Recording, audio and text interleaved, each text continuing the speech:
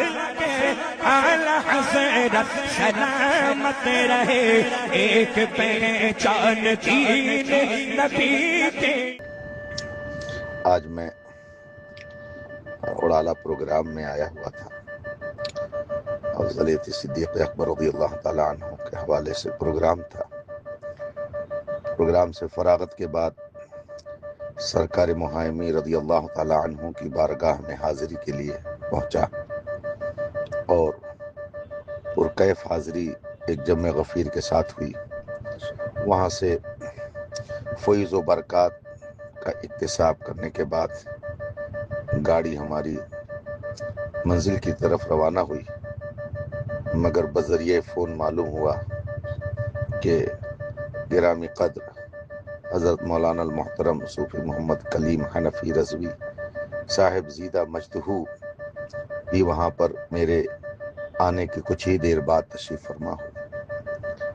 پھر فون پر گفتگو ہوئی اور یہ پروگرام طے پایا کہ کہیں ملاقات ہو۔ چنانچہ ایک مقام پر ہماری حضرت صوفی صاحب زیدہ کرموں سے ملاقات ہوئی، بہت خوشی ہوئی۔ ایک عرصے کے بعد بالمشافہ گفتگو اور ملاقات ہو رہی۔ اللہ تبارک و تعالیٰ اپنے حبیب پاک صاحب لولا صلی اللہ علیہ وآلہ وصحبہ وسلم کے طفیل ان کی حفاظت فرمائے، اشرار کے شر، حاسدین کے حسد، ظالمین کے ظلم، ماکرین کے مکر سے محفوظ و مامون رکھے۔ ان کے احباب اور متعلقین، خاص کر وہ احباب جو ان کے ہیں، جمعیت الاحناف کے اراکین، معاونین اور مخلصین، سب کو دارین کی برکتوں سے مالا مال فرمائے، اور سنیت کے حوالے سے حضرت صوفی صاحب زیدہ کرموں جو خدمت انجام دے رہے ہیں، رب قدیر اپنی بارگاہ میں اسے شرف قبول بخشے۔ پنجتن پاک کے صدقے میں رب قدیر ان کی حفاظت فرمائے اور بیش از بیش دینی خدمات لیں اور اسے ہماری مت بنائے۔ کی طرف روانہ ہوئی، مگر بذریعہ معلوم ہوا لوگوں کے لیے ایمان اور یقین میں اضافے اور پختگی کا ذریعہ بنے، بے لوث خدمت انجام دینے کا اللہ تبارک و تعالی بہتر صلہ انہیں عطا فرمائے۔ ان کے اور ان کے جملہ کے احباب کی اور جملہ حضرت سنت کی حفاظت فرمائے۔ محترم صوفی محمد کلیم حنفی رضوی زیدہ مجدہو بھی وہاں پر میرے آنے کی کچھ ہی دیر بعد تشریف فرما ہو۔ پھر فون پر گفتگو ہوئی اور یہ پروگرام طے پایا کہ کہیں ملاقات ہو۔ چنانچہ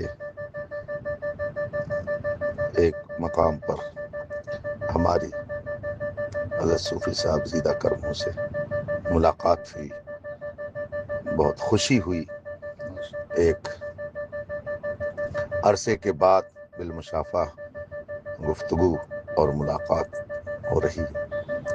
اللہ تبارک و تعالیٰ اپنے حبیب پاک صاحب لولا صلی اللہ علیہ وآلہ وصحبہ وسلم کے طفیل ان کی حفاظت فرمائے،